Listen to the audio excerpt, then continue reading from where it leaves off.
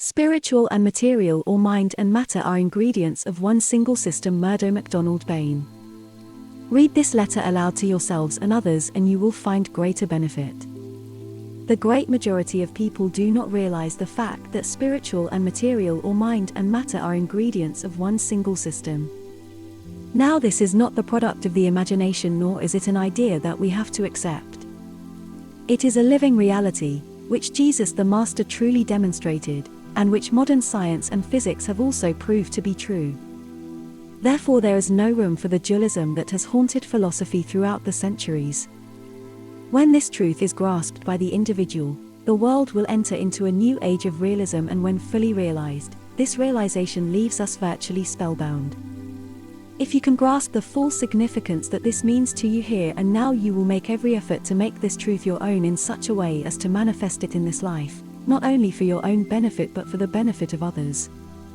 The mistaken dualism of mind and matter, or spiritual and material, has confused the minds of many people, where they try to prove that matter does not exist because there exists a condition that affects them negatively.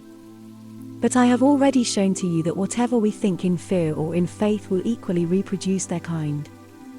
Therefore, denying a condition that may exist does not accomplish a healing but only leads to confusion.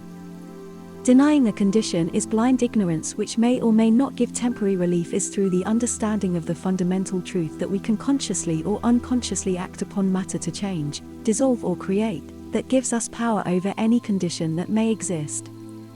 If any error in a sum exists, you do not say that the law of mathematics is at fault, but when the error is discerned, it is corrected and it disappears. The law of life is similar, and it is stated that we are made in the image and likeness of God with dominion over all things. Now I hope that you will no longer be confused in your mind in regard to a condition. Most people have a belief that matter is fundamental and the effects which they see expressed are permanent.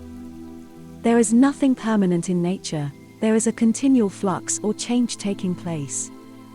The only thing that seems permanent is change, for the simple reason that nature is continually making and remaking, tearing down and building up better and better forms, and all this change has its origin in the inner world, of which the outer is but the reflection. So there is no use in denying the effects we see. We must find the cause, and that cause is within ourselves, in our own inner world, and this leads us to that great and significant truth, that whatever we identify ourselves with determines what we shall be.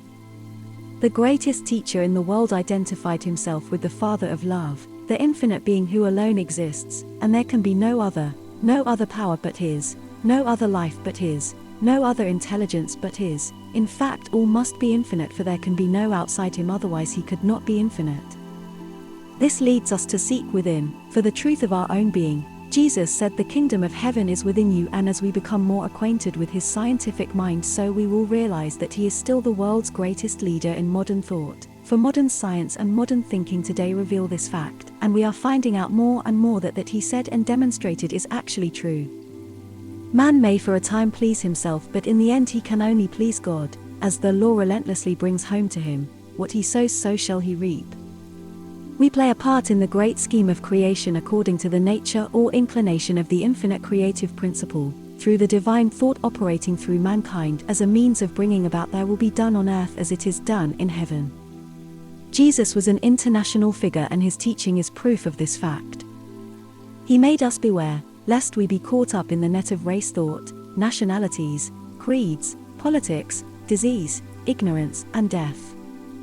He showed that we must refuse to identify ourselves with family, tradition, state, or church, for none is your Father which is in heaven. This alone can give us power over the things of this world, and with the true vision of our divine potentialities we are able to move forward into a new world, proving that we are really the sons and daughters of God. Know ye not that ye have the things before ye ask? The great mass struggle that we see going on everywhere is the result of the inner struggle of the individual. In the midst of amazing scientific achievements, we find ourselves in a world torn by craving for things of this world, a world sick and disabled and depressed. Anyone can see that the ravaging effects are worldwide, revealing a deep underlying error in our whole civilization. Yet we know that this will eat itself out in the end, and will be the means of mankind discerning his own mistakes, that man may please himself for a while, but in the end he finds that the only way to peace and happiness is to please God.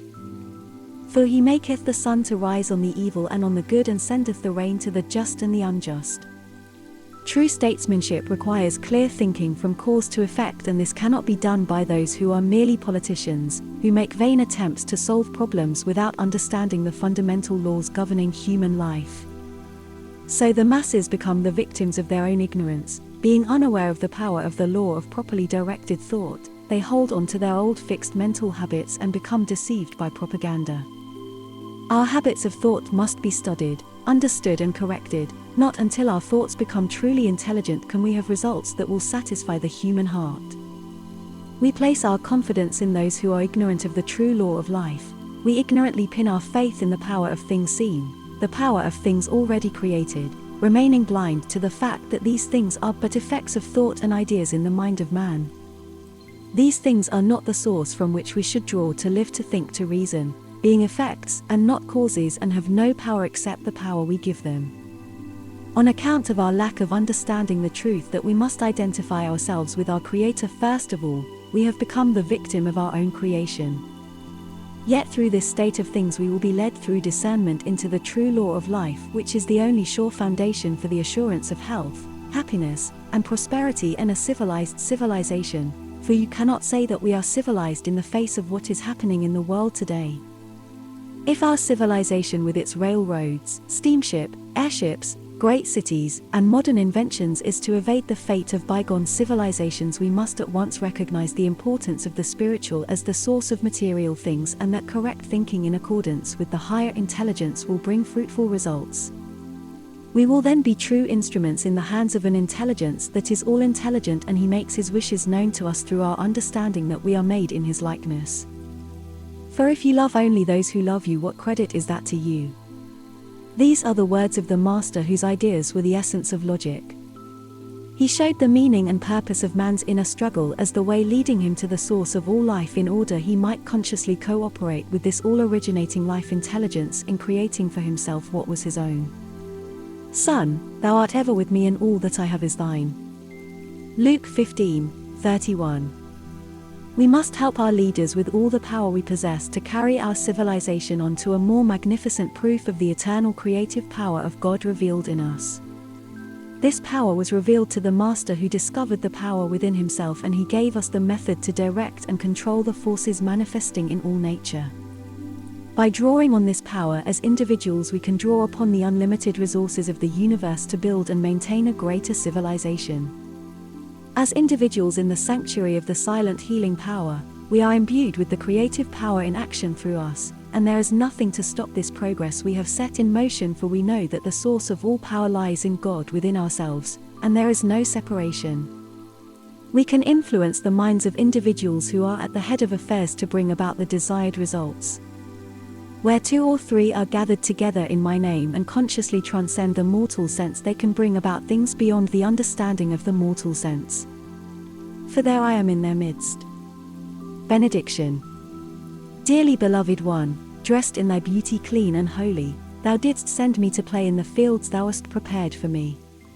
But I played in the darkness with ignorance and lost myself in the mire of suffering. I went out clean and came back to thee besmirched with mud of illusion. O divine presence, wash with thy love and wisdom and make me clean again. I lost everything while roaming in the darkness. O adorable one, love of my heart, the tiny candle of light of my remembrance of thee was not wholly extinguished by the gusts of disbelief. I loved all things only to find that I needed thee alone. Come with me, O beloved, be with me always. Peace be with you.